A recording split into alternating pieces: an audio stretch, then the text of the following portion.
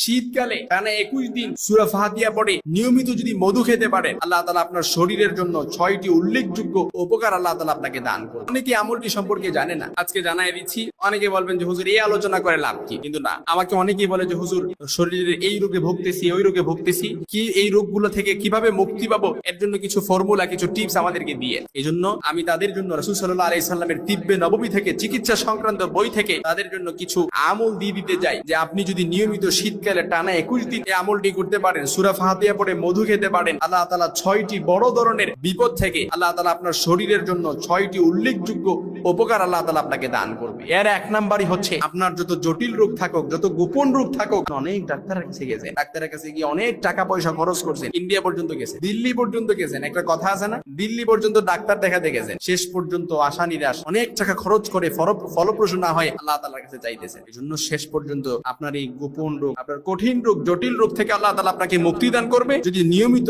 মধু খেতে পারেন, সূরা ফাতিহা পড়ে। সূরা ফাতিহা পড়ে মধুতে ফু দিয়ে যদি খেতে পারেন, কারণ সূরা ফাতিহা এটা সূরাতুশ শিফা, এটা শিফা নাজিল, এটা শিফার সূরা, এটা আরোগ্য দানের সূরা। রাসূল সাল্লাল্লাহু আলাইহি সাল্লাম, বুখারীর বর্ণনা এসেছে, আম্মা জান আয়েশা রাদিয়াল্লাহু তাআলা আনহা থেকে বর্ণিত হাদিস, রাসূল সাল্লাল্লাহু আলাইহি সাল্লাম মধু মিষ্টান্নকে সবচাইতে বেশি পছন্দ করতেন। আপনার যত কঠিন রোগ আছে আপনি মধু খান, মধুতে আরোগ্য রয়েছে। সূরাতুন নাহলের 68 এবং 69 নম্বর আয়াতে মধুর উপকারিতা সম্পর্কে আল্লাহ তাআলা খুব সুন্দরভাবে কোট করে দিয়েছে। এজন্য মধু খান। 2 নাম্বার যে উল্লেখযোগ্য উপকারটা পাবেন সেটা হচ্ছে আপনার চেহারার উজ্জ্বলতা। অনেকেই দেখবেন চেহারা উজ্জ্বলতা নষ্ট হয়ে যায়। চেহারার উজ্জ্বলতা যদি ফিরে আনতে চান, শরীরের অর্থাৎ চেহারার মধ্যে দাগ, ব্রণ, মেস্তা, যে কোনো ধরনের যে কোনো থাকুক না কেন, সবকিছু আল্লাহ তাআলা দূরীভূত করে দিবে, অর্থাৎ চেহারা আপনার সুন্দর হয়ে যাবে। এই চেহারা সুন্দর করতে চাইলেও আপনি সূরা ফাতিহা পড়ে মধু খান, কিংবা মধু আপনি বিসমিল্লাহ করে আপনি সপ্তাহে 1 থেকে 2 দিন আপনি কি করেন, চেহারার মধ্যে লাগান, চেহারা সুন্দর হয়ে যাবে ইনশাআল্লাহ। 3 নাম্বার যে উপকারটা পাবেন সেটা হচ্ছে বাচ্চাদের ব্রেইন এবং মেধাশক্তি যদি প্রখর করতে চান, তাহলে আপনি কি করেন, ওই বাচ্চাকে নিয়মিত বিসমিল্লাহ সহ সূরা ফাতিহা পড়ে বিসমিল্লাহ সহ মধুর মধ্যে ফু দিয়ে তারপরে এই বাচ্চাকে নিয়মিত খাওয়ান, বাচ্চার মেধাশক্তি প্রখর হয়ে যাবে, বাচ্চার ব্রেইন শক্তি, স্মৃতিতে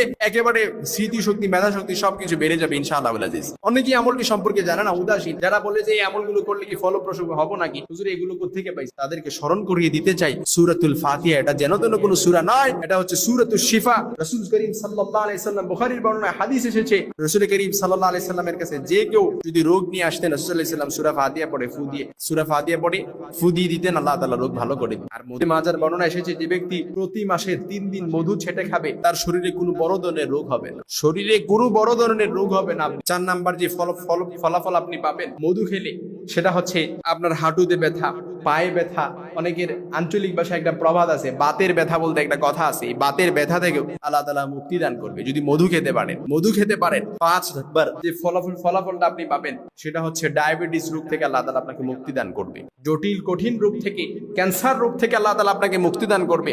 সর্বশেষ যে ফলাফলটা আপনি পাবেন সেটা হচ্ছে পেট ব্যথা এবং মাথা ব্যথা থেকে আল্লাহ তাআলা আপনাকে মুক্তি দান করবে। আপনার দৃষ্টিশক্তি প্রখর হবে, স্মৃতিশক্তি বৃদ্ধি পাবে যদি নিয়মিত টানা 21 দিন শীতকালে আপনি এই মধু খেতে পারেন। আল্লাহ তাআলা আপনাকে এই 6টি উল্লেখযোগ্য উপকার আপনার শরীরের জন্য দিবে। 21 দিন আপনি মধু খাওয়ার পরেই আপনি শরীরে এই পরিবর্তনগুলো দেখতে পারবেন, যে আপনার শরীরে এই পরিবর্তন হয়েছে। তবে শর্ত, আল্লাহ তাআলার উপর, কোরআন আল কারীমের প্রতি পরিপূর্ণ বিশ্বাস রাখবেন। সূরা ফাতিহা যে পড়তেছেন, আপনি সূরা ফাতিহা পড়ার সময় আপনি পরিপূর্ণ বিশ্বাস রাখবেন যে আল্লাহ তাআলা আপনাকে এই রোগগুলো থেকে মুক্তি দান করবে। আল্লাহ তাআলার উপর নিয়ত করে সূরা ফাতিহাটা পড়ে তারপর মধুর মধ্যে ফু দিয়ে আপনি খাবেন, ইনশাআল্লাহ আল্লাহ তাআলা মুক্তি দান করবে।